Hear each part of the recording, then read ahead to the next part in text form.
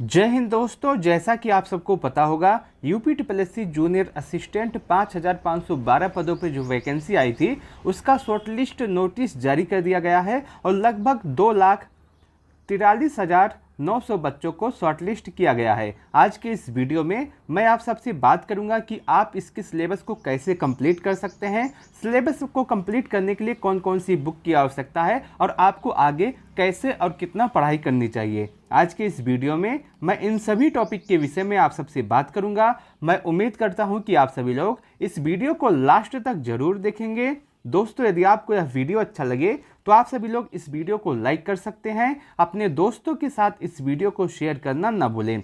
सबसे पहले बात करते हैं सिलेबस के विषय में। आपका जो सिलेबस है इसमें 5 सेक्शन से क्वेश्चन पूछे जाएंगे, जिसमें आपका Hindi, reasoning, GK GS, computer और यूपी स्पेशल शामिल है। और आपका टोटल 100 क्वेश्चन पूछे जाएंगे, 100 नंबर का होगा। 120 मिनट आपको दिया जाएगा इस पेपर को हल करने के लिए 1/4 की नेगेटिव मार्किंग के साथ, जिसमें से हिंदी से आपके एग्जाम में 30 क्वेश्चन आएंगे, रीजनिंग से आपके एग्जाम में 15 क्वेश्चन, जीके जीएस से आपके एग्जाम में 20 क्वेश्चन, कंप्यूटर से आपके एग्जाम में 15 क्वेश्चन और यूपी स्पेशल से आपके एग्जाम में 20 क्वेश्चन पूछे जाएंगे।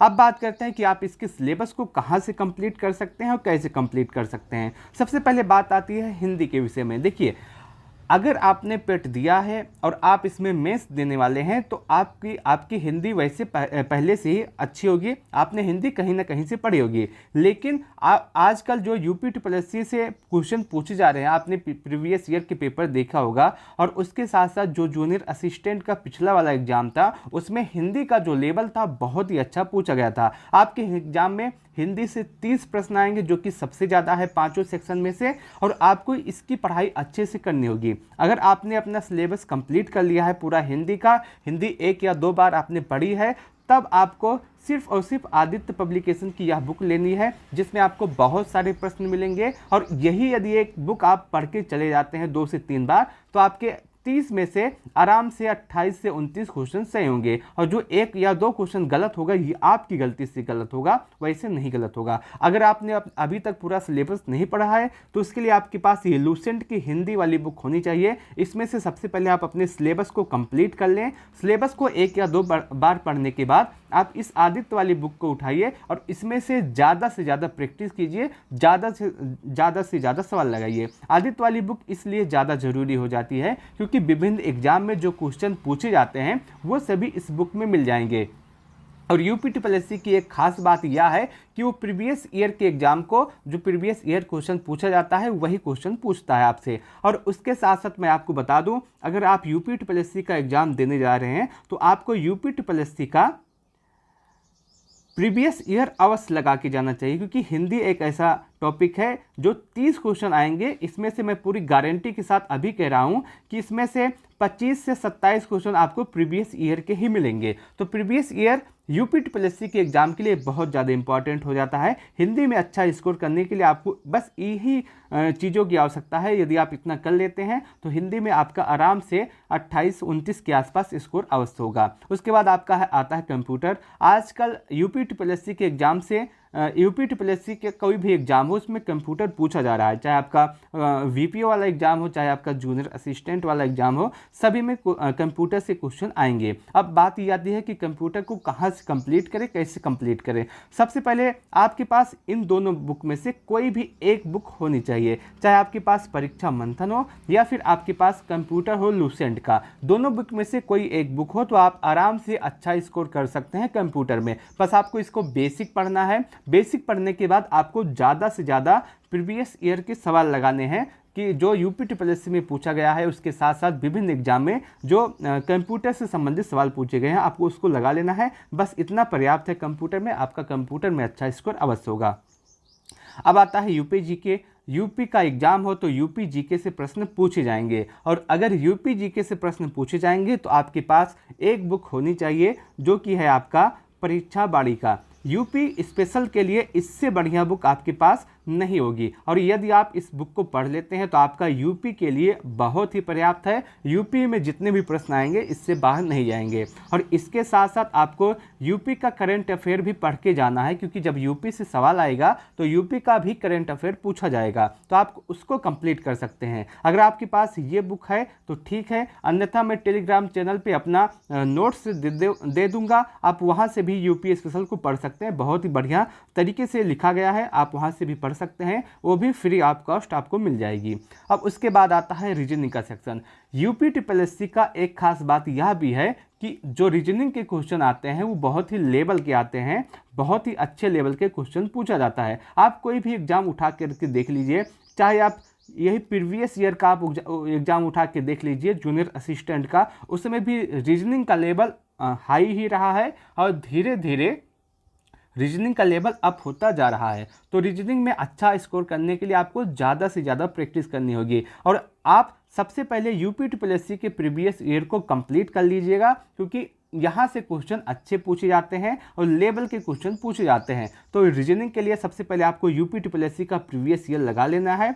और उसके बाद मान लीजिए आपने डायरेक्शन पढ़ा, अब डायरेक्शन आपका कंप्लीट है और डायरेक्शन से आप प्रैक्टिस करना चाहते हैं तो आप टेक्स्ट बुक पे जाइएगा, टेक्स्ट बुक पे आप डायरेक्शन लिख लीजिएगा और वहाँ पे जितने भी एग्जाम में डायरेक्शन से क्वेश्चन पूछे गए हैं सभी आपके पास मिल जाएंगे और आप वहाँ से ज़्यादा प्रैक्टिस कर सकते हैं। तो रीजनिंग में आपको बस इतना ही करना है, बस प्रैक्टिस प्रैक्टिस प्रैक्टिस, इसके अलावा कुछ भी नहीं करना है। और उसके साथ साथ मैं आपको एक बात और बता दूँ, अगर आप यूपी ट्रिपल का एग्ज़ाम देने जा रहे हैं तो उसके लिए आपका यूपी ट्रिपल का प्रीवियस ईयर क्वेश्चन पेपर बहुत ही ज़्यादा महत्वपूर्ण है। अगर आप एग्ज़ाम देने जा रहे हैं तो इस प्रीवियस ईयर को अवश्य लगा के जाइएगा, आपका फ़ायदा बहुत ज़्यादा होगा। अब बात आते हैं जीके जीएस के विषय में। जीके जीएस में आपके एग्जाम में करंट से, पॉलिटी से, इकोनॉमिक्स से, हिस्ट्री से, यूपी स्पेशल, स्टैटिक सभी टॉपिक से क्वेश्चन पूछे जाते हैं।